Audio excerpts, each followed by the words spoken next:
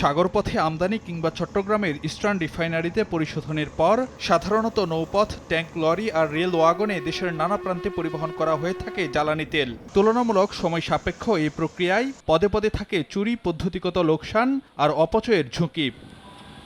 প্রথাগত এই অবস্থা বদলাতে 2018 সালে নেওয়া হয় চট্টগ্রাম থেকে ঢাকা পর্যন্ত 250 কিলোমিটার পাইপলাইন নির্মাণের উদ্যোগ। 2020 সালের ডিসেম্বরে প্রকল্প শেষ করার প্রাথমিক লক্ষ্য থাকলেও পরে দুইবারে মেয়াদ বাড়ানো হয় আরও 4 বছর। বাড়ে প্রকল্প ব্যয়ও। তবে দ্বিতীয় দফা বর্ধিত সময়েও শেষ হয়নি কাজ। ডিপিপি পর্যায়ে বিভিন্ন সময় এস্টিমেশন, তারপরে ডিপিপি করে কোন মডালিটি নির্ধারণ, এই কারণে কিছুদিন দেরি হয়তো হয়েছে। মার্চে প্রকল্পের মেয়াদ শেষ হয়ে যাবে। হোপফুলি এপ্রিল থেকে আমরা এটা কমার্শিয়াল অপারেশনে যাওয়ার চেষ্টা করব। বাংলাদেশ পেট্রোলিয়াম কর্পোরেশন বিপিসি জানাচ্ছে 16 ইঞ্চি ব্যাসের 250 কিলোমিটার ভূগর্ভস্থ পাইপলাইনের মাধ্যমে কেবল ডিজেল পরিবহন করা হবে, আর বছরে তার পরিমাণ হবে 27 লাখ মেট্রিক টন। ভবিষ্যতে চাহিদা বাড়লে সুযোগ আছে এ সক্ষমতা 54 লাখ মেট্রিক টনে উন্নীত করার।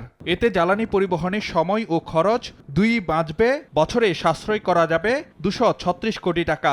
আর তা সম্ভব হলে 16 বছরেই উঠে আসবে 3600 কোটি টাকার বিনিয়োগ।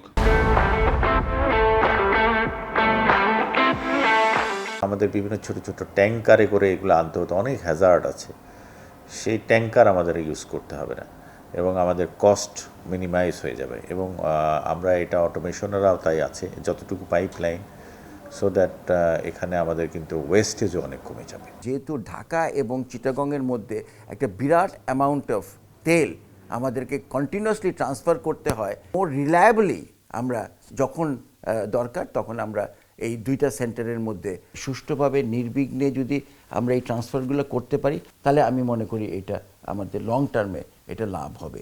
পাইপলাইনের নিরাপত্তাগত ব্যবস্থাপনায় থাকছে স্কাডা টেলিকমিউনিকেশন ও ক্যাথোলিক সুরক্ষা পদ্ধতির মতো আধুনিক প্রযুক্তি নির্ভর স্বয়ংক্রিয় নজরদারি।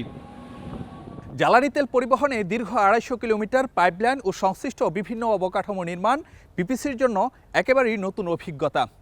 আর বিপুল কর্মযজ্ঞ শেষে বহুল কাঙ্ক্ষিত সে পাইপলাইন এখন বাণিজ্যিক কার্যক্রমের জন্য প্রায় প্রস্তুত, যা দেশের জ্বালানি খাতের জন্য মাইলফলক হয়ে থাকবে বলে মনে করেন প্রকল্প সংশ্লিষ্টরা।